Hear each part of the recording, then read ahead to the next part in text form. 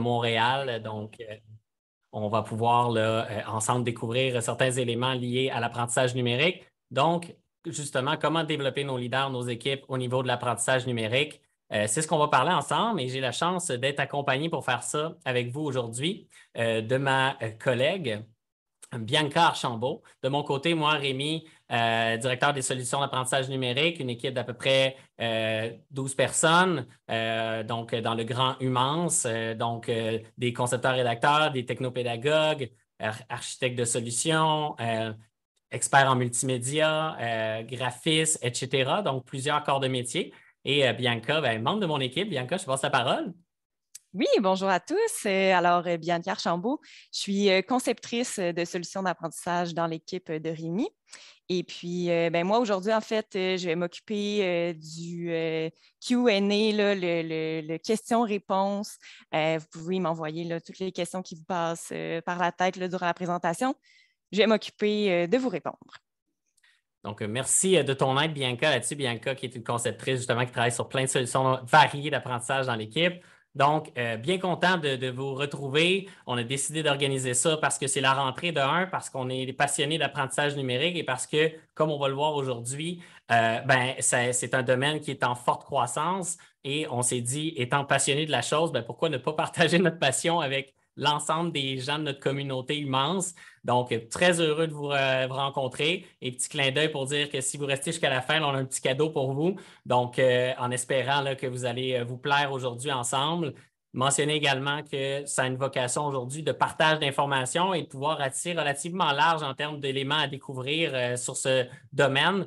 Donc, on ne va pas nécessairement aller en profondeur dans chaque élément, mais certainement vous donner un échantillon de ce qu'on pense important de nos jours quand on parle d'apprentissage numérique. Donc, on se lance sans plus attendre.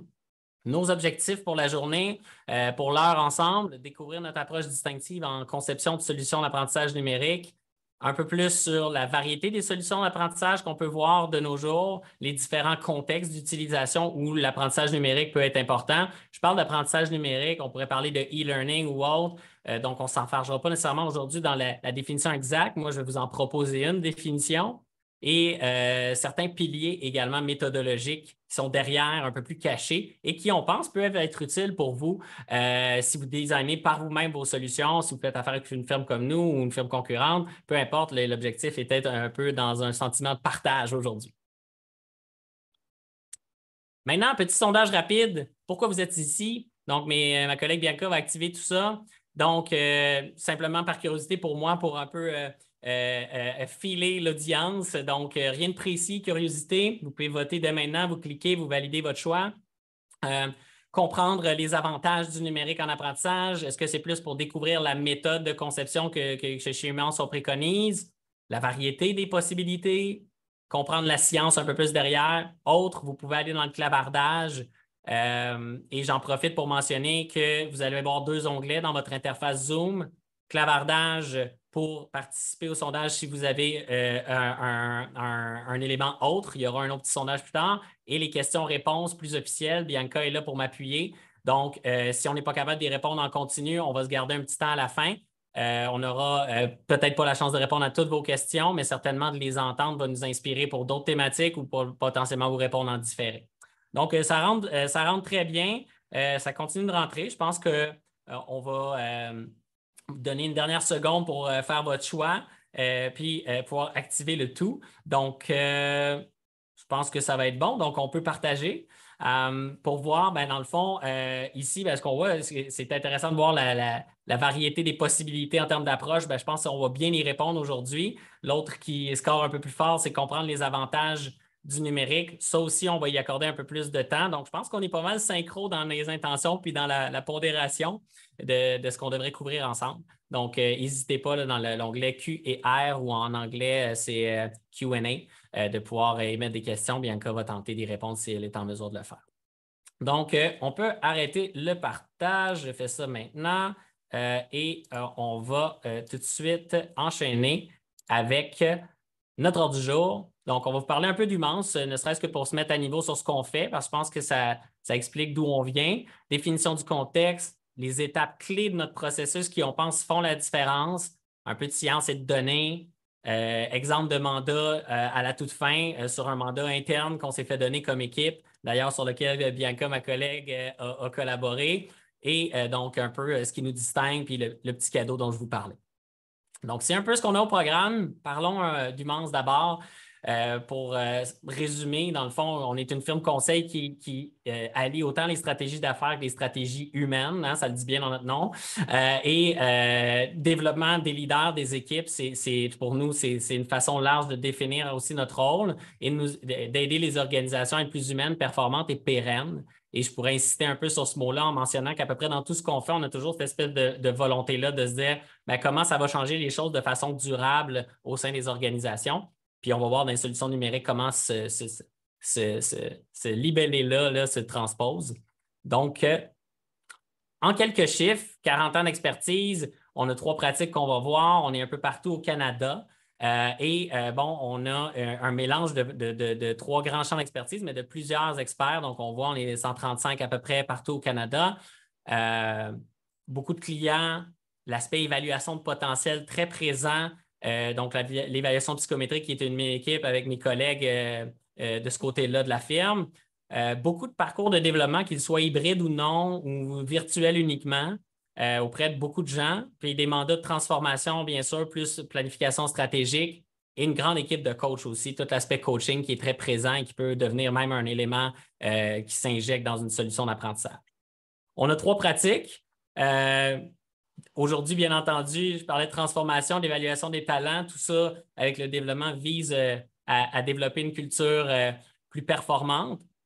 Mais c'est sûr qu'on va s'attarder aujourd'hui plus sur le champ, la bulle, développement des leaders et des équipes. Et si on rentre à l'intérieur de cette bulle-là, si on zoome un peu là-dessus, on fait plusieurs éléments. On va développer des parcours, comme je le mentionnais, hybrides ou pas, de développement. Tout ce qui est atelier, conférences, grands rassemblements, coaching individuel ou en groupe, consolidation d'équipe. Et aujourd'hui, on va parler de solutions d'apprentissage numérique, donc ce qu'on peut appeler aussi différents types de capsules multimédia, capsules e-learning, du nano-learning. Il y a tellement de termes qui circulent par rapport à ça. C'est un peu ce qu'on va voir ensemble à clarifier. Petite gorgée d'eau. Une définition. Donc, il y en a beaucoup de définitions qui circulent. Ça évolue très rapidement. Celle-là me plaisait bien parce qu'elle constitue pas mal aussi, elle connecte beaucoup avec notre vision comme équipe solution d'apprentissage numérique, à quel point large on voit ça. Il y en a de plein d'autres sortes là, qui datent un peu dans plein d'organisations même sérieuses. Donc, celle-là était pour moi la préférée, de dire que l'apprentissage numérique, en anglais digital learning, désigne la présence du numérique dans les contenus de formation, que cette dernière soit en présence ou en salle ou en ligne. Donc, directement lié à une omniprésence des nouvelles technologies dans la société, aussi bien dans la vie personnelle que dans la vie professionnelle. On sait, le numérique est maintenant partout. Et donc, pour moi, cette définition-là plus large aide à comprendre à quel point souvent, c'est rare qu'on n'a pas de numérique dans nos solutions d'apprentissage de nos jours, même si c'est inconsciemment. L'apprenant, lui, se connecte à Internet, va chercher des ressources tout le temps, toujours, à tous les instants, et a son téléphone mobile dans sa poche. Hein. Donc, si on précise un peu ça, comment ça se traduit en termes de types, bon, ben, les types sont très variés. Hein. On parle de synchrone et asynchrone, terminologie assez reconnue dans le milieu de la formation en ligne qui nous permet justement d'être là comme en ce moment en synchrone ensemble, en direct, mais tantôt, quand l'enregistrement va être disponible, on va avoir converti tout ce moment-là ensemble en mode asynchrone pour rendre disponible aux gens qui malheureusement n'ont pas pu le faire, n'ont pas pu être là. Donc, plein de types de formations, que ce soit adaptatif, qui s'adapte à l'apprenant, qui réussit à donc, comprendre l'apprenant pour lui proposer des choix. Et tout ça, ça peut être collaboratif également. Donc, les champs des possibles en numérique sont vastes. Et j'avais le goût de vous présenter peut-être en quelques visuels comment ça peut se convertir dans des formats très concrets. Tiens, on le sait, bon, la vidéo, je commence par ça, un médium très, très connu, que ce soit à distance. Maintenant, le téléjournal se fait même sur Zoom. Donc, la tolérance à la vidéo et l'appétit pour la vidéo est très présent. Capsules interactives, donc où on peut faire des choix, des capsules plus animées, où on va avoir, par exemple, du motion design, des animations, tout ce qui bouge à l'écran et qui peuvent être travaillées pour modéliser des concepts. On va pouvoir voir également l'aspect simulation. J'en parlais qu'un comportement dans un certain nombre de formats vont nous permettre de développer des capsules qui vont s'adapter à une histoire dont vous êtes le héros, si on veut, et qui nous permettent d'amener la personne dans un environnement sécuritaire pour pratiquer quelque chose et de reproduire des décisions de la vie courante pour pouvoir amener la personne à évoluer. Dans un horizon qui est déjà chez nous, mais qui va continuer d'accélérer avec le fait que ces technologies-là coûtent moins cher et sont de plus en plus démocratisées. La réalité virtuelle, la réalité augmentée, on commence déjà, là, vous voyez un petit exemple d'un outil qui prend forme et qui prend vie sur notre bureau. On peut venir dynamiser ou utiliser ça intelligemment dans notre façon de concevoir. Outils d'aide à la tâche, hein, ça fait partie. Un PDF, qu'il soit dynamique ou pas, peut nous permettre plein de choses au niveau du numérique simplement. Les podcasts, il n'y a pas une journée qui passe sans qu'on voit des podcasts passer. Donc, l'aspect du format audio a l'intérêt aussi d'être un peu coûteux et souvent de plus en plus intéressant pour être trimballé un peu partout. L'aspect des quiz pour pouvoir valider de la connaissance, pour pouvoir donner de la rétroaction. Après ça, on va parler, vous avez certainement entendu parler de gamification, donc jeu sérieux en français, donc qui nous amène à pouvoir permettre des mécaniques où la personne sait comment elle évolue, comment elle progresse, badge et récompense, etc. Et finalement, quelque chose d'un peu plus complet en termes d'infographie, graphisme, c'est un exemple d'un de nos parcours là, en gestion d'équipe qui permet vraiment de pouvoir avoir une information plus complexe de façon très appétissante et de pouvoir retenir les éléments clés. Donc, maintenant qu'on regarde l'ensemble de ces formats-là, il est intéressant, j'avais envie de vous positionner également pourquoi le numérique est incontournable. Regardons donc un peu le contexte dans lequel on est en ce moment. Bon, j'apprendrai rien à personne aujourd'hui, puis on est un peu tanné pour de vrai d'en entendre parler, mais les 2 dernières années de pandémie, 3 dernières années, nous ont même ont accéléré quelque chose qui était déjà en marche. Et ce faisant, le numérique qui était déjà extrêmement présent, notre société au complet se numérise. Là, cette croissance-là a juste été accélérée avec pour certains qui sont très heureux de ça, d'autres qui ont été, que ça a été un électrochoc parce que peut-être le niveau de maturité de l'organisation n'était pas prête à assumer autant de nouveautés. Puis, bien entendu, ça s'est répercuté dans l'intégration des nouveaux employés, dans des programmes de développement des employés, le travail à distance. Et si on regarde quelques données, puis qu'on regarde les défis là, des organisations actuelles qui étaient déjà présents, ils ne font que s'accentuer par rapport à tout ça. Qu'on parle de besoin constant de se réinventer, là, encore une fois, ça s'est accéléré dans les dernières années. Ces changements-là donc, vont plus vite. On parle souvent d'un environnement là, VICA, un environnement qui est volatile, qui est incertain. On ne sait pas trop qu'est-ce qui nous attend au détour du chemin. Donc, ensuite de ça, résistance au changement organisationnel, quelque chose qui, avec le nombreux changements qui se multiplient, qui nous amène à multiplier également les types de changements qu'on doit manœuvrer. On va voir que le numérique là-dedans, clairement, autant intensifie cette réalité-là, mais autant peut être une solution par rapport à cette réalité-là. Défi d'implanter des changements de comportement durables. Donc, d'aller en profondeur, les limites des modèles de formation classiques. L'électrochoc qu'on a eu nous fait rendre compte que, on ne peut plus le faire en salle, il faut se revirer de bord. Même nous, comme firme Humance, l'ensemble de notre prestation qui était en salle du jour au lendemain, devenir 100% virtuel. Donc, on voit que si on est prêt à utiliser le volet numérique habilement, qu'on se prémunit aussi puis qu'on se donne des options là, quand on vit des limites par rapport au modèle plus classique.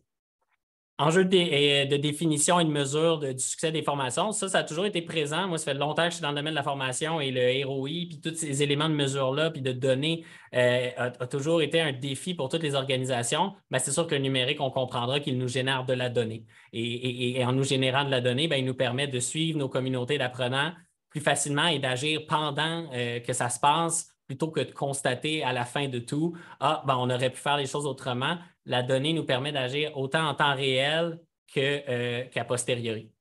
Et gestion de changement en contexte de turbulence, qui est connexe avec l'autre point, qui nous permet, c'est un autre élément qu'on vit comme organisation avec ces turbulences-là. Puis l'exemple que je parlais de pandémie est un parmi tant d'autres qu'on peut voir.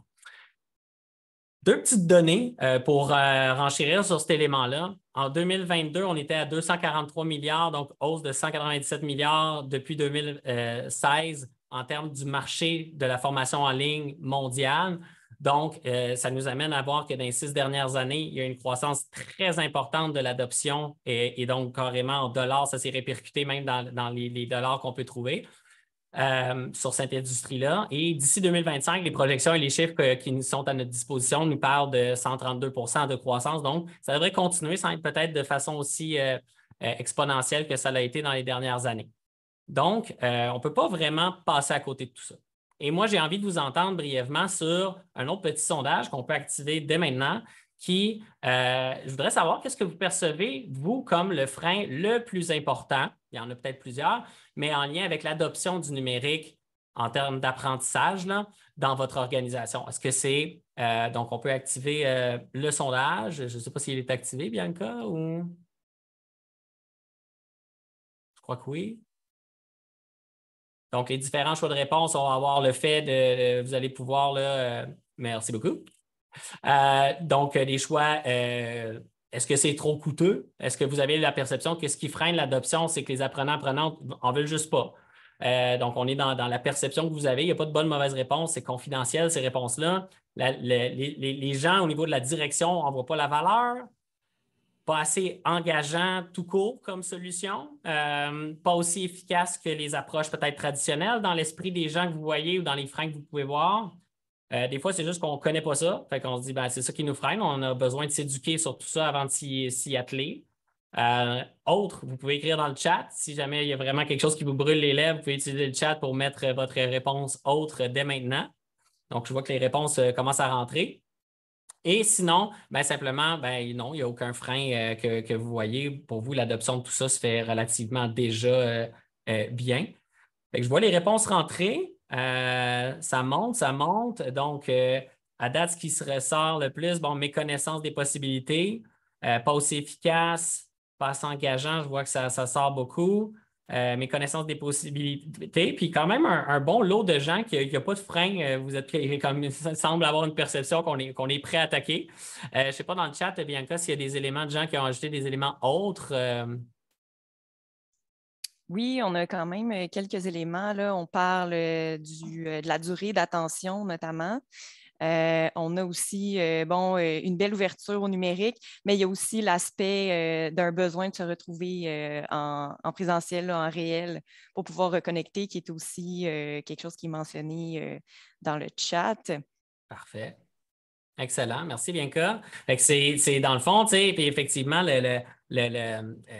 on va être capable d'adresser ces différents freins-là. Puis je pense qu'il y a énormément de nos décisions en termes d'approche de conception qui peuvent nous permettre d'adresser ces freins-là parce que il y en a certains qui sont plutôt à démystifier, puis d'autres qui carrément sont faux. Puis on est capable de le savoir aujourd'hui. Donc, on va pouvoir regarder ça ensemble. Donc, on peut mettre fin au sondage. On va regarder aussi le temps pour s'assurer qu'on est dans nos temps. Donc, on va arrêter le partage, mais la méconnaissance des possibilités, là, vraiment, qui sort. Donc, je pense qu'aujourd'hui, on va être capable de couvrir cet élément-là fort probablement, fort certainement. Donc, je poursuis notre présentation ensemble. Pour justement regarder les avantages, vous en avez parlé dans certains d'entre vous dans le fait de vouloir entendre parler des avantages aujourd'hui. Il y en a plusieurs. Si on les regarde en vrac, des fois, c'est intéressant. Ça nous permet de voir toute la panoplie d'avantages possibles. Je parlais tantôt du synchrone-asynchrone. Ça demeure un des avantages majeurs dans le sens où on peut le faire à notre rythme. Hein. On peut avancer au besoin puis pouvoir se connecter sur cette expérience d'apprentissage-là au moment où on en a besoin. L'aspect géographique n'est pas à négliger. Il est même majeur. Il va avoir un impact, on le sait aussi, sur les coûts. C'est en plusieurs types d'appareils. De nos jours, nous, ce qu'on voit chez nos clients souvent, c'est que c'est encore sous-estimé l'importance de penser en mobile d'abord. En anglais, ils vont dire mobile first, de penser nos stratégies en intégrant la pertinence du mobile, en intégrant l'importance du mobile. Je pense que personnellement, comme être humain, on sait que c'est critique dans notre vie d'avoir notre téléphone et en apprentissage, ça doit être un peu le même réflexe. Ça nous permet d'être disponible quand le besoin de manifeste connecte à l'aspect synchrone, mais vraiment dire en juste à temps, donc, et d'appliquer ça au moment où j'en ai vraiment besoin. ça a beaucoup de valeur sur l'aspect de la mémorisation, on va le voir plus tard. Personnalisation et mesure de l'expérience. Donc, effectivement, l'aspect des données nous permet de savoir des choses de façon très individuelle sur les apprenants pour pouvoir faire réagir l'expérience d'apprentissage en conséquence et donc rehausser ce sentiment-là. Je donnerai rapidement l'exemple en formation en salle, ben, on va poser une question, on va être délibérément comme animateur d'une formation, vouloir connecter avec nos gens ou les faire travailler, mais souvent, il y a des gens qui ne prennent pas la parole ou interagissent pas, ne se sentent pas cette capacité-là ou cet intérêt-là. Donc, de façon individuelle, le numérique nous permet vraiment de pouvoir adapter le rythme et la personnalisation. Très efficace aussi à plein d'égards. L'aspect de la conception, carrément, les méthodes de conception, les technologies pour concevoir le numérique ont énormément évolué, donc on peut développer beaucoup plus rapidement. La consommation est efficace également, on en parlait sur le plan aussi du déploiement. On peut déployer en même temps pour des milliers de personnes. Puis, en termes de mémorisation, ça, je vais insister plus tard, donc j'y reviens, mais il y a une grande efficacité à ne pas sous-estimer par rapport au numérique quand on le développe adéquatement. Faible coût. Tout ce que je viens de dire au-dessus ici impacte clairement sur les coûts, hein, de faire un roll-out de plusieurs ateliers de formation pour des groupes de 20 individus versus pouvoir déployer en parallèle plusieurs groupes. Qualité et cohérence du contenu est un autre avantage parce que, bien, effectivement, on peut penser que quand on veut déployer puis s'assurer qu'un langage commun se déploie ou autre, ben, que chacun des formateurs dans une grande équipe de formation peut aborder les choses différemment, ce qui n'est pas nécessairement grave, mais qui, dans un intérêt de standardisation puis de développement uniforme d'une compétence, peut devenir un avantage certain. Mon coup de cœur, dans le sens personnel, dans le sens, je pense qu'il n'y a pas un moment où on ne devrait pas se préoccuper de l'aspect environnemental de nos jours. Donc, juste très rapidement vous mentionner que ça aussi, en termes de réduction des gaz à effet de serre, globalement, ça va devenir une préoccupation même d'affaires, puis ça l'est déjà pour beaucoup d'organisations. Donc, ce n'est pas banal de penser que dans certains chiffres qu'on peut trouver, à peu près 86 %, mais ça demeure significatif ce qu'on peut trouver comme réduction des gaz à effet de serre générée par nos initiatives de formation. Donc, je poursuis en vous amenant dans justement des contextes. Donc, on voit les avantages, puis ces avantages-là, clairement, se transposent dans certains contextes où le numérique, l'apprentissage numérique peut devenir plus performant, puis est peut-être un réflexe à développer. C'est un peu ça, il n'y a pas de réponse parfaite en conception, c'est ce qui est la beauté de notre domaine à Bianca et à moi, mais c'est qu'il n'y a pas de réponse parfaite tout le temps, on conçoit des choses puis on fait des compromis.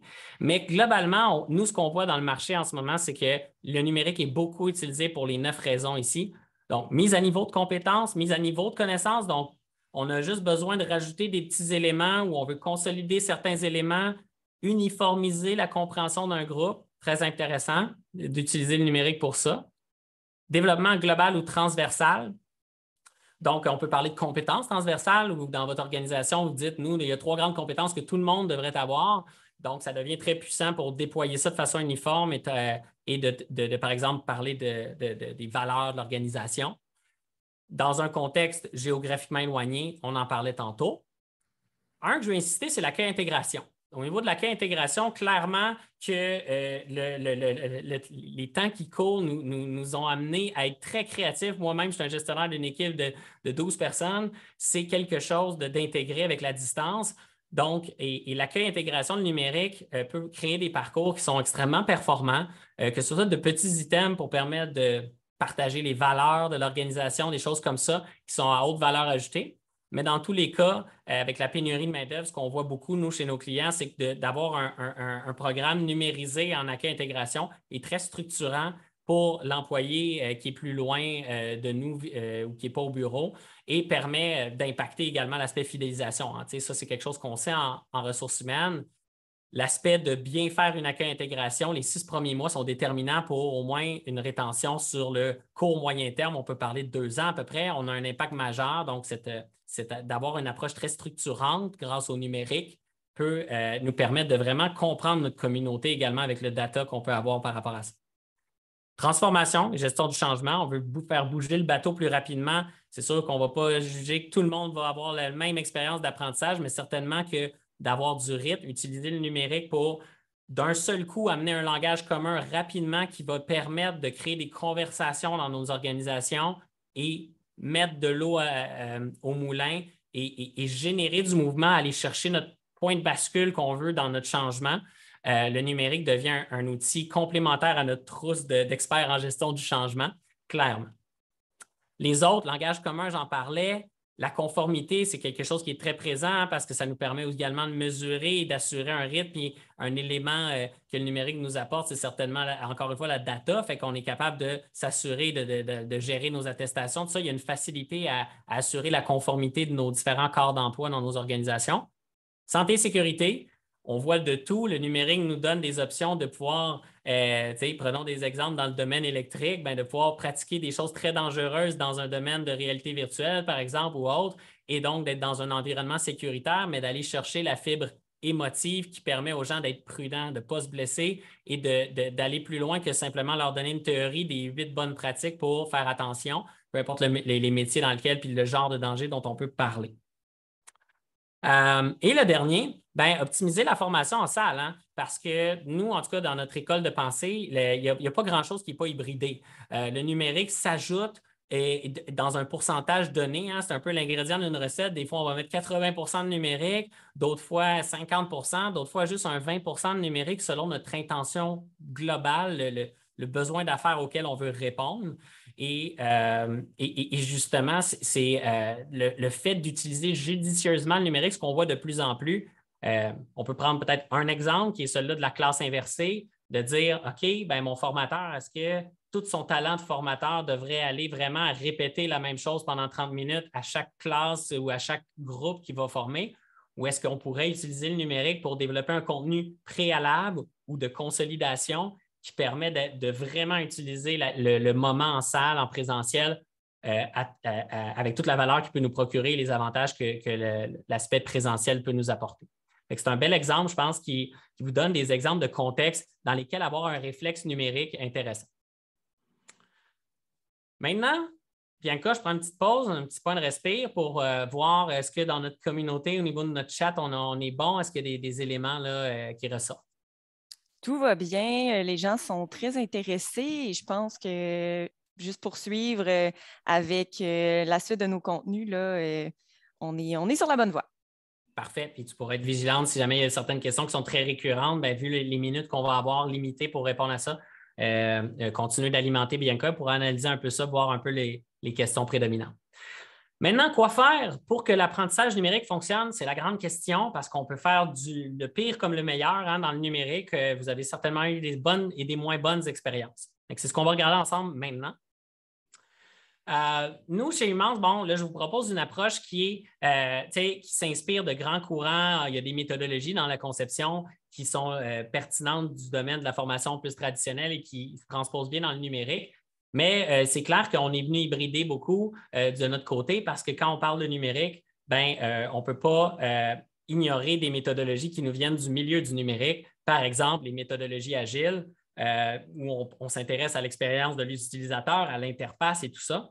C'est toutes des choses qui s'ajoutent à notre projet et qui potentiellement le complexifient si on ne s'y prend pas de la bonne manière et qui peuvent devenir des enjeux là, carrément. Notre processus, j'avais le goût de vous faire découvrir, mais on n'insistera pas sur chacune des phases. Première phase qu'on fait, c'est on vient positionner l'intervention. Celle-là, on va la creuser un peu plus.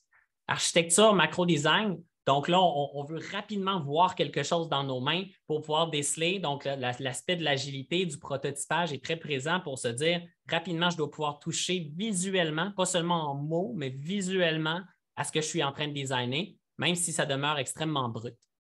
Séquencement visuel, on va aller raffiner vraiment toutes nos mécaniques d'apprentissage pour être capable, et encore là, de voir les anomalies, puis croiser ce qu'on a capté dans notre positionnement pour s'assurer que c'est respecté avant de dépenser trop, avant qu'on commence à aller dans des étapes qui commencent, plus on avance, à être de plus en plus potentiellement demandantes et qui deviennent plus difficiles de reculer. Là. Donc, le séquencement visuel, une autre phase qu'on va creuser.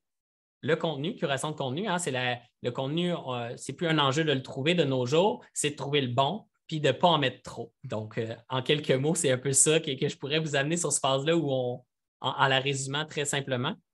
Micro-design et scénar-image, là, on va granuler les choses, on va vraiment micro-séquencer chacun de nos items et mettre également l'ingrédient de l'histoire, du storytelling pour s'assurer que nos mécaniques d'engagement sont présentes. Et donc, production, bien entendu, hein, l'aspect multimédia n'est pas banal. Donc, nous, avec l'équipe, ce qu'on va faire, c'est aller au niveau rédactionnel, s'assurer de connecter avec notre apprenant, l'aspect graphisme, l'aspect tournage, post-production, animation, très présent à cette phase-là. Assurance qualité, on ne peut pas s'en priver. Après ça, on ne peut pas s'en passer plutôt. Version 1.0, donc l'aspect prototype. On veut rapidement un premier prototype, puis on veut obtenir de la rétroaction, donc qui est très familier dans des approches plus connues comme ADI, par exemple, où l'aspect du prototypage est très présent, puis même chose dans le milieu de l'agilité. Et ajustement, puis on veut produire une version finale. Comme je mentionnais, on ne pourra pas traiter tout ça aujourd'hui, malheureusement. Donc, on va s'attarder à 3 grands blocs que vous voyez apparaître en bleu: positionnement, séquencement visuel et un petit peu sur l'aspect plus micro et production. Donc, allons-y dès maintenant en parlant du positionnement. Donc, cette phase-là, avant de se plonger dans tout ce qui est les méandres de la conception d'outils et d'activités, il faut prendre ce pas de recul-là. Et souvent, c'est là qu'on fait la différence. Et souvent, c'est là qu'on veut vouloir aller vite en se disant on va se lancer dans l'action. On va designer quelque chose vite, vite, vite. Donc, un terme positionnement est choisi pour nous consciemment. On n'appelle pas ça de l'analyse ou autre, parce que l'idée, c'est vraiment de colliger de l'information qui permet que la solution d'apprentissage s'intègre, donc se positionne dans l'univers de l'organisation, dans l'environnement plus rapproché de l'apprenant, puis même à l'intérieur même de la tête de l'apprenant, de s'intéresser à comment ce qu'on va lui amener se positionne dans son esprit. Donc, c'est quoi ses perceptions par rapport à ça? Est-ce qu'il est sur les freins, par exemple? Donc, on va explorer ça ensemble. Donc, le positionnement, je vous montre une espèce de petite fiche que nous, on utilise qui est très simple et qui souvent nous permet rapidement, puis des fois, dans des mandats plus complexes, on doit aller mettre plus de temps au positionnement, mais je pense qu'il ne faut jamais l'escamoter, jamais s'en passer complètement. Donc, l'aspect du contexte, comprendre le contexte d'affaires, les enjeux d'affaires, comprendre comment le projet va s'attacher à ces enjeux-là. On peut se poser des questions. C'est quoi la vision organisationnelle du développement qui est présente dans votre organisation quand vous vous lancez dans du numérique? C'est quoi les enjeux généraux de l'organisation? Tout ça va nous servir tantôt. On veut comprendre aussi l'écosystème, hein, l'environnement de travail de l'apprenant. Je vais sauter ce bloc-là parce que ma prochaine diapo va vous en parler un peu plus.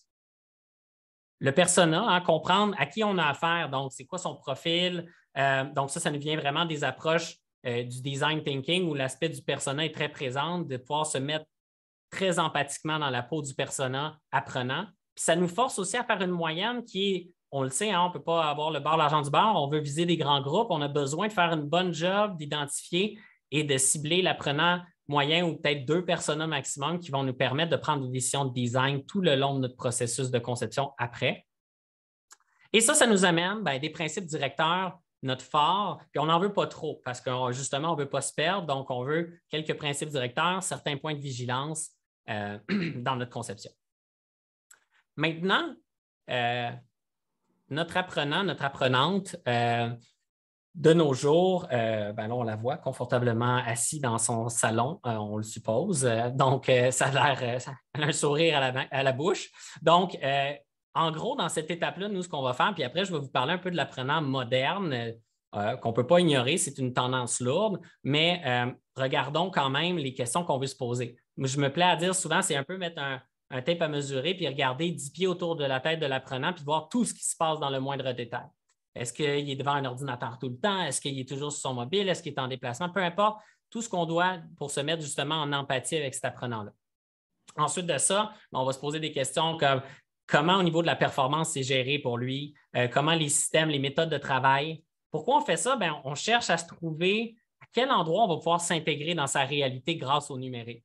Donc, et c'est ces opportunités-là qui deviennent vraiment très, très tremplin parce qu'en le faisant de façon naturelle et intégrée, le numérique peut justement devenir quelque chose qu'on apprend de façon un peu plus inconsciente en continu. Si on regarde l'apprenant moderne, il y a un temps limité pour apprendre. Hein, c'est demandant, puis la pénurie de main-d'œuvre n'aide pas ça. Hein, on met de la pression sur nos gens souvent. Il apprend tout le temps. C'est un peu la façon maintenant d'apprendre. Il veut de l'interactivité également. Par rapport à l'interactivité, on va en parler un peu dans des exemples tantôt vers la fin. Faible capacité d'attention. Il veut pas, il y a de la charge, il y a du volume, il y a des multi-devices, il y a un téléphone. Il y a bien des chances d'être distrait. Comment le numérique peut nous aider puis compenser ça? d'être dans le confort de son foyer également. Fait que, ça devient incontournable de se développer même de la maison. Et un élément que je vais inciter plus, c'est clairement d'apprendre à son propre rythme. Ce qu'on sait, là, c'est qu'il y a une étude là, du National Center for Education Statistics, donc le NCES, qui nous montre que 58 des employés préfèrent apprendre à leur propre rythme et dans le confort de leur foyer. Donc, c'est pas banal de savoir qu'ils préfèrent ça, mais est-ce que ça livre des résultats d'apprendre à son propre rythme? Ce qu'on sait, c'est que selon là, le ASTD, la source est au bas, on peut voir entre à peu près 25 et 50 de taux de rétention des apprentissages de plus en comparaison avec des approches purement traditionnelles. Donc, ça veut dire dans une approche où on a permis à l'apprenant d'apprendre à son rythme, puis on peut le comprendre de façon avec le gros bon sens, on peut comprendre que de permettre à quelqu'un quand ça y tente, de pouvoir le faire quand ça y tente, de deux, de le faire quand il y en a besoin, en juste temps, comme on parlait tantôt. Tout ça sont certainement des éléments qui aident à avoir un meilleur taux de rétention, de mémorisation des apprentissages. Aussi, maintenant qu'on a fait notre positionnement global, ce qu'on veut, c'est pouvoir visualiser les choses. Une autre phase critique pour laquelle on porte un soin de notre côté avec l'équipe plus particulier, c'est vraiment de pouvoir s'assurer de mettre nos mécaniques d'apprentissage de façon très visuelle. Regardons certains principes qui guident là-dedans nos intentions de design et qu'on surveille de très près. L'intégration au travail est un des premiers. Donc, ça veut dire se développer, travailler dans la même journée, être capable de le faire tout le temps et d'être capable de s'injecter dans la réalité de la personne sans générer trop de friction pour cette personne-là. Espacer, on va voir tantôt une petite pause science pour regarder à quel point l'espacement est une clé dans l'aspect qui rehausse la mémorisation. Rythmer, donc apprendre au bon moment, on en parlait. Le micro-apprentissage nous dit aussi qu'on ne veut pas saturer les gens par rapport au volume de chacune de nos petits grains de sable. Donc, souvent, nous, par exemple, un aspect vidéo, on a une règle du jeu qui est de dire dépassons pas 5 minutes. Puis 5 minutes, c'est souvent un gros max pour une unité, un grain de sable de contenu. Et l'approche par défi. Donc, de s'assurer, ça touche ce principe-là, la gamification, mais ça touche ce principe-là également de dire comment on va amener les gens à vouloir embarquer dans le concept puis à expérimenter. Donc, le mot-clé ici, c'est vraiment l'aspect expérimentation. Ces principes-là, si on regarde, on en creuse un plus en détail, on va parler de l'intégration au travail. Quand on parle de l'intégration au travail, on le voit bien dans une formation en salle, on te sort de ton travail, on t'envoie dans une salle, tu te formes. Donc, belle expérience, souvent, le côté collaboratif est très apprécié. Je pense que personne ici qui quitte une salle de formation, en général, mécontent d'avoir pu prendre une pause du travail pour se ressourcer puis parler à des gens. Mais bon, on veut se questionner à savoir est-ce que ça livre les résultats.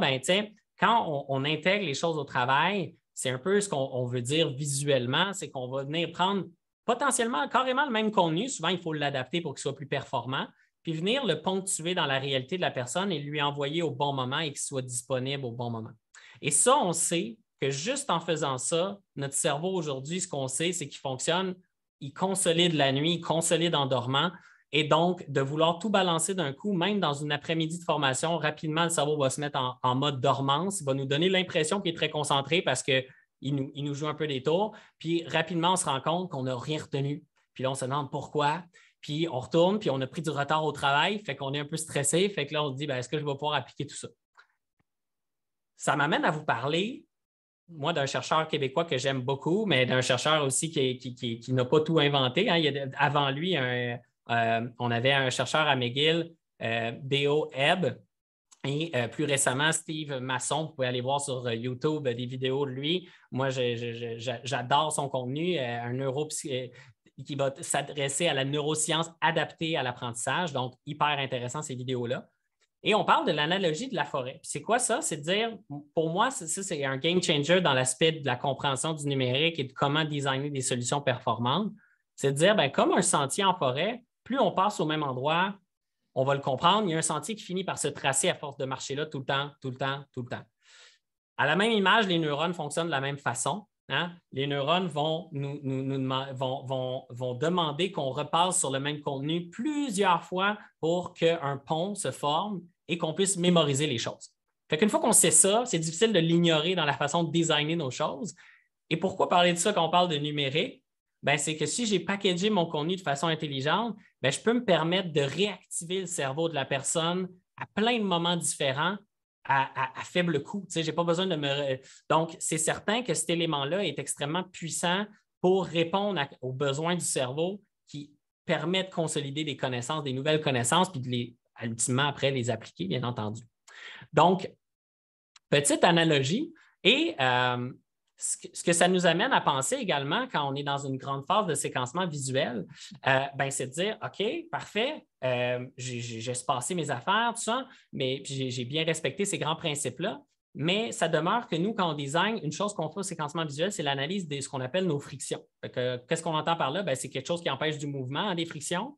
Donc, il y en a des tonnes. Moi, aujourd'hui, je ne peux pas toutes vous les présenter. J'en ai choisi 3. Avec Bianca, d'ailleurs, on a collaboré pour faire des choix déchirants sur les frictions, mais c'est un endroit critique pour nous. Parce que quand on fait bien ça, on est capable de pouvoir les travailler.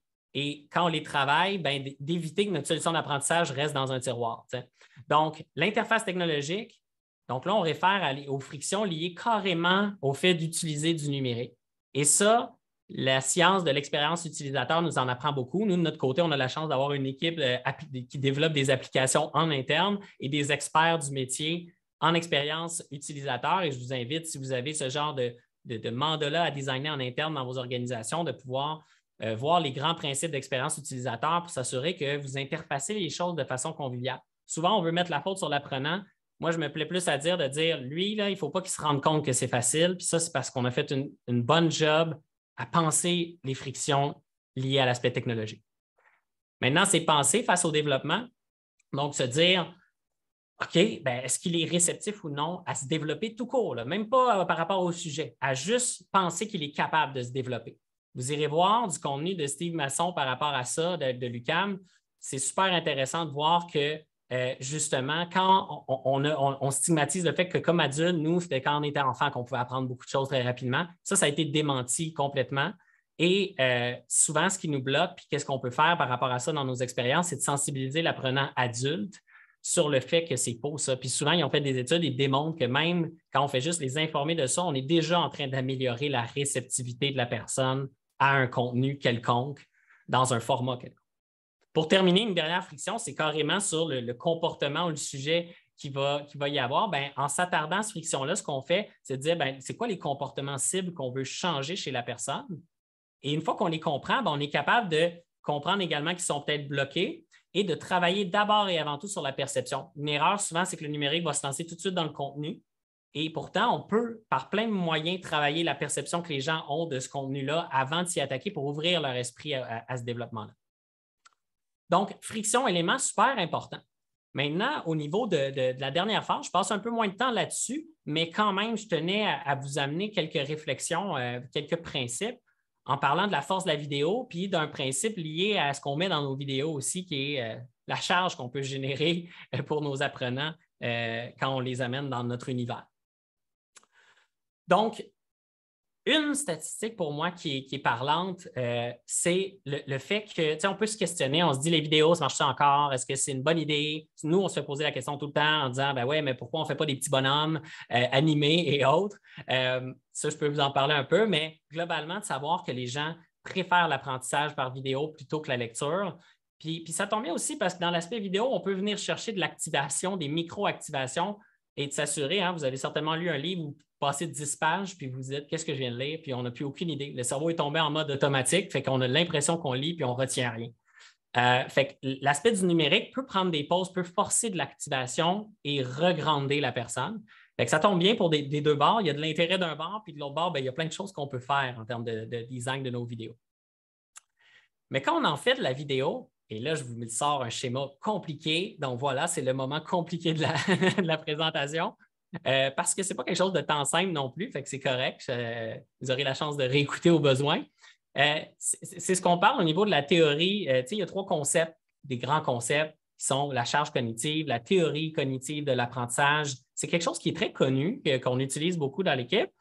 Et si j'avais à vous la résumer le plus simplement du monde, si on part de gauche, c'est de dire, bon, dans un item vidéo, animation, on va avoir des mots, on va avoir des illustrations. Puis là, déjà là, à première étape, au niveau de l'aspect sensoriel, mon oreille, ça se peut que je perde des choses. Mes oreilles ne vont pas tout capter parce que ça n'a pas été bien designé ou que je n'étais pas concentré ou dans le bon contexte.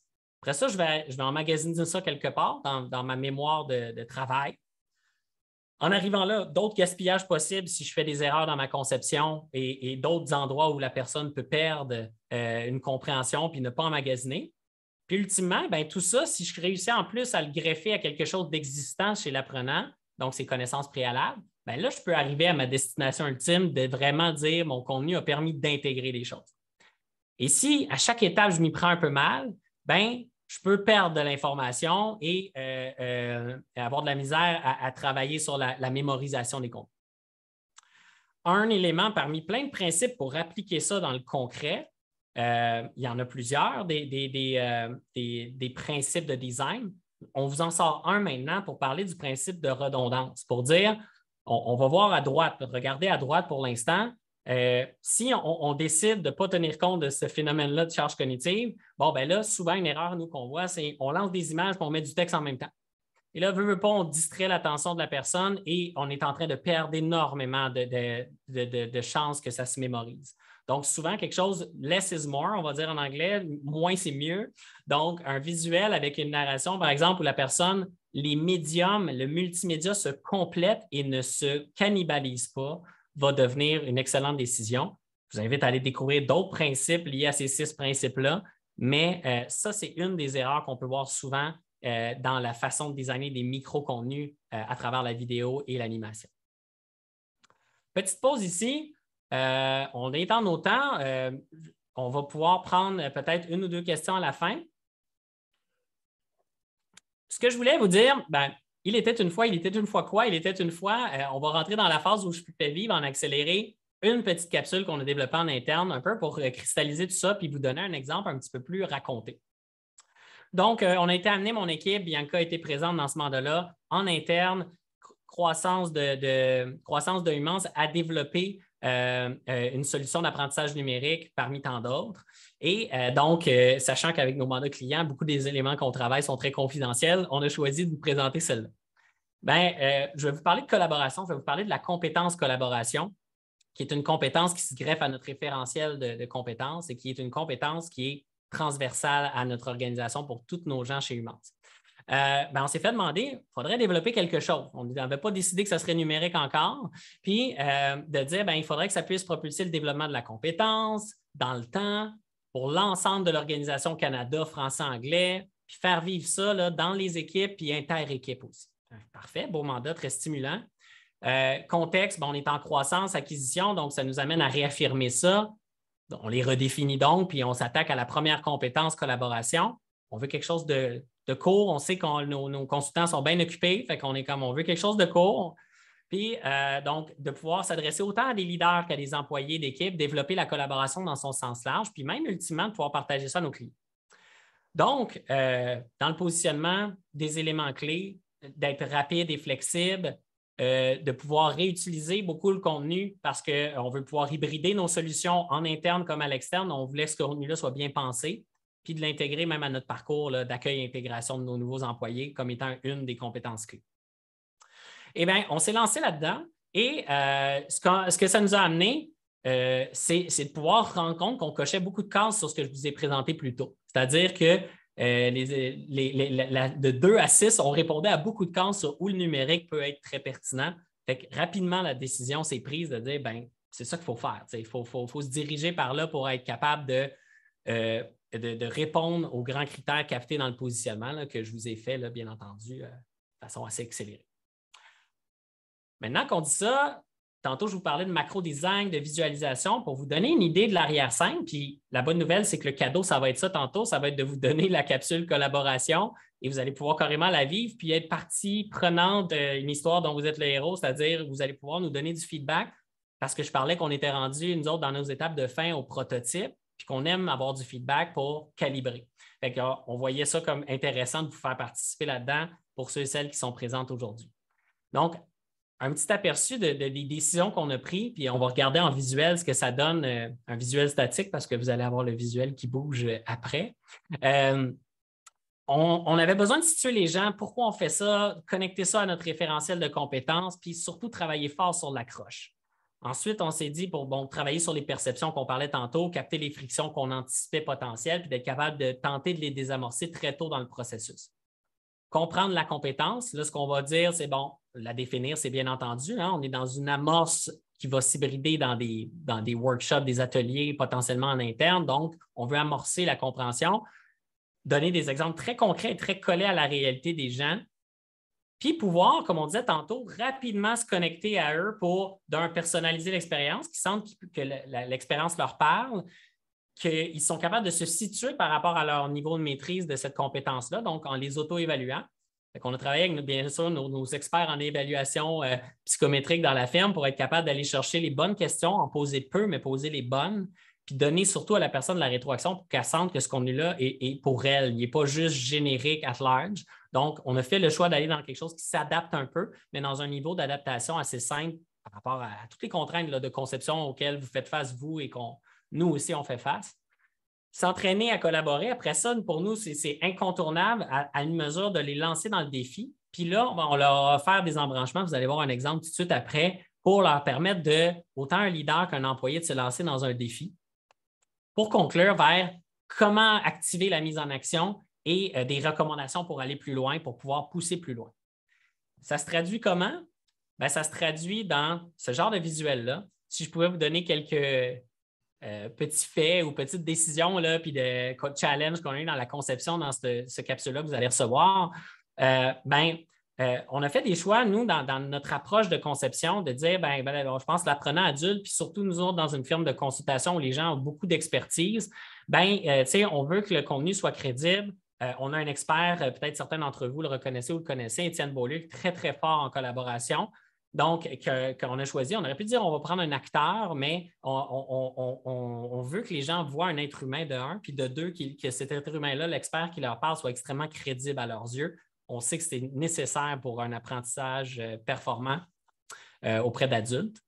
On leur permet, vous voyez à droite, de faire des choix. L'évaluation en bas à gauche que je vous présente, là, je participe activement, ça permet vraiment de pouvoir se positionner et d'activer le contenu sous forme de questions très simples, donner de la rétroaction, permettre en bas à droite de dire, moi, je suis un leader, j'aimerais la développer par rapport à un leader. Et là, vous allez voir, après, selon le choix que la personne fait, on a un premier niveau d'adaptativité, d'adaptation à l'apprenant. Fait qu'on voit un exemple de défi très court. On prend vraiment une approche de notre côté pour éliminer toute friction de choix. Hein. On sait, se mettre en action, souvent, c'est de dire je commence par où. Dans notre approche, traditionnellement, on aime beaucoup être extrêmement explicite sur que ça ne soit pas demandant, décider comment je vais me mettre en action. Ça demande de connaître l'apprenant, mais ça devient très performant de l'amener dans un entonnoir où il n'est pas perdu à travers tous les choix possibles qui s'offrent à lui pour bouger, pour se mettre en action. Et on va même jusqu'à carrément l'amener, fortement lui suggérer de mettre à l'agenda la prochaine étape qui s'active automatiquement et qui s'intègre dans son travail, donc dans son Outlook, et dont le pop-up est déjà programmé par lui, mais de façon facilitée. Donc, ça vous donne une bonne étendue de ce qui vous attend si vous avez le goût de le faire. Votre seul devoir, ça va être de répondre à un petit questionnaire pour nous donner votre feedback parce que vous êtes partie donc prenante de la fin de ce design-là. Et de mon côté, je termine avant de prendre peut-être une ou deux questions s'il y en a, en vous donnant un peu, en résumé pour moi, ce qui est important là-dedans, puis la couleur, nous, qu'on pense être intéressante pour s'attarder au numérique, pour s'attarder à l'apprentissage numérique. Première des choses, je pense que l'équilibre, j'en parlais tantôt, c'est de rendre hybride, de penser hybride d'abord et avant tout, d'adapter les approches de conception au contexte, Ce n'est pas toutes les approches de conception qui s'appliquent à tous les contextes. Ce n'est qu'une question de compromis. Donc, je pense que ça, en partant, pour nous, dans la boîte à outils de méthode pour concevoir une solution numérique, il y en a plein, puis il faut savoir choisir la bonne dans le bon contexte avec les budgets qu'on a. Donc, ça, c'est la réalité dans laquelle on est habitué de composer. C'est un peu notre couleur. Je parlais du persona, c'est de mettre la communauté d'apprenants vraiment au cœur de l'expérience. Donc, c'est même au point de l'afficher sur le mur pendant qu'on design. Contribution d'expertise dans le contenu, bien, le fait qu'on a une firme qui touche à plein d'expertises variées, que ce soit sur des expertises très précises en EDI, en hybridation du milieu de travail, en gestion, leadership, ça nous permet de pouvoir contribuer dans le contenu puis d'aller chercher les experts dont on a besoin. Le rendu, hein, on n'est pas obligé d'être juste bon, il faut que ça soit beau aussi. Fait qu'on a une équipe multimédia pour ça. Puis finalement, bien, un collaborateur plutôt qu'un fournisseur, pour nous, c'est super important d'être dans ce mindset-là parce que c'est dans ce mindset-là qu'on réussit à faire de grandes choses avec des clients, de pouvoir être très ouvert sur les enjeux qu'on peut connaître dans un projet nous permet d'apprendre rapidement et donc de résoudre rapidement les enjeux, ce qui propulse les projets. Puis ouais, on aime bien être chaleureux aussi dans notre approche. C'est un petit peu la couleur humance, le humain dans humance. Donc, voilà. Et que je termine là-dessus. Un menu assez complet. J'espère là, que vous avez trouvé certaines réponses à vos questions. Puis vous voyez, vous allez avoir un petit cadeau. Fait que ça va suivre dans votre boîte courriel dans les prochains jours. Donc, surveillez ça. Puis donnez-nous du feedback. Et sinon, ben, c'était de voir, est-ce qu'il y a des questions, Bianca? Est-ce qu'on est capable d'en prendre une ou deux avec les 3 minutes qui nous restent? On en a une, entre autres, sur laquelle moi, j'ai accroché une question sur nos programmes d'accueil et intégration. Si on en fait, puis je ne sais pas si on pourrait peut-être développer un peu plus sur notre expertise dans cette solution. Oui. Ben, je vais vous donner un exemple sans nommer de client, mais au niveau de l'accueil et intégration, puis nous, on le fait pour nous en interne.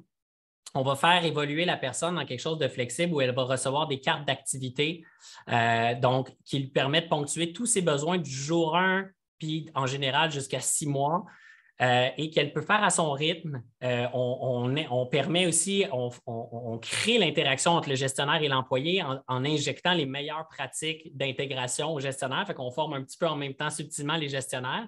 Bianca a travaillé étroitement avec moi d'ailleurs dans le programme dont je fais référence. Puis, on est capable de vraiment toucher autant les outils de travail que la socialisation qui est importante que du contenu lié à des compétences transversales. Donc, oui, on en fait et c'est autant on est capable de le faire sur notre propre plateforme, mais autant on peut juste être un expert de conception qui amène dans votre organisation la structure et pouvoir aller déposer des éléments dans, par exemple, votre propre technologie, LMS, SGA, donc tout ce qui est votre technologie de gestion de la formation, là. Donc, oui, c'est quelque chose qui est très, très présent chez nous et qui est très en demande aussi. Bianca, est-ce qu'on avait d'autres questions? Oui, on a reçu également une question sur la fatigue numérique là, à force d'être à l'ordinateur, tout ça. Qu'est-ce qui arrive là, quand on consomme des solutions de développement qui sont numériques, elles aussi? Ben, c'est une super bonne question, puis elle est omniprésente globalement, la fatigue numérique. Puis là, on ajoute une affaire de plus, dire tiens, apprends de façon numérique. Donc, de ma perspective, ce qu'on va vouloir surveiller là-dedans, c'est surtout l'aspect du micro-apprentissage, donc de faire extrêmement court, de faire extrêmement engageant en termes de format et d'approche. Donc, pour que les gens aient un bon moment, pas juste que ça soit bien pensé en termes d'architecture. Et de pouvoir déposer l'objet de formation au moment où la personne, ça lui est utile, ça change le paradigme de la personne sur c'est fatigant d'y aller. Au contraire, on lui enlève une épine du pied, on lui permet de résoudre une problématique dans son quotidien en juste à temps, comme je le parlais. Mais c'est sûr que l'aspect de la fatigue, je vais vous donner un exemple très concret sur l'aspect plus micro-design et production. C'est le genre de choses, nous, qu'on adresse plutôt carrément en forçant des pauses d'écoute à la personne. Elle est en train d'écouter une vidéo, puis là, tout d'un coup, de façon surprenante, elle voit une tasse de café apparaître, puis elle fait ou un verre d'eau. C'est le temps de prendre une pause. Peut-être que tu n'as pas le temps, mais on te la recommande fortement parce que ton cerveau en a besoin. Donc, et ce genre de pratiques-là doivent être partie prenante de nos décisions de design pour compenser cette fatigue numérique-là qui est omniprésente. On compose avec plus qu'on a de remèdes miracles pour la résoudre. Donc, Bianca, je vois qu'il est midi. Mesdames et messieurs, je suis vraiment content de vous avoir présenter tout ça. S'il y a plein de questions, ben, on a notre landing page qu'on va vous faire parvenir, là, qui parle de nos solutions d'apprentissage sur mesure et qui complète et reprend certains éléments que j'ai présentés là, également. Fait qu'allez consulter ça, puis lancez-nous une demande si jamais il y a des choses qui vous intéressent. Puis sinon, ben, j'espère minimalement, comme je le disais en introduction, que cette passion a pu se transposer chez vous, de l'apprentissage numérique, puis en cette rentrée, de pouvoir voir ben, quel est le premier pas que vous pouvez faire pour, ou le deuxième si vous avez déjà fait le premier par rapport au numérique. Au nom de toute l'équipe Humange, je remercie tout le monde qui m'a aidé dans la préparation de tout ça aujourd'hui. Bianca, merci beaucoup. Toute l'équipe de communication, puis passez une belle fin de journée. Bon appétit tout le monde. Salut!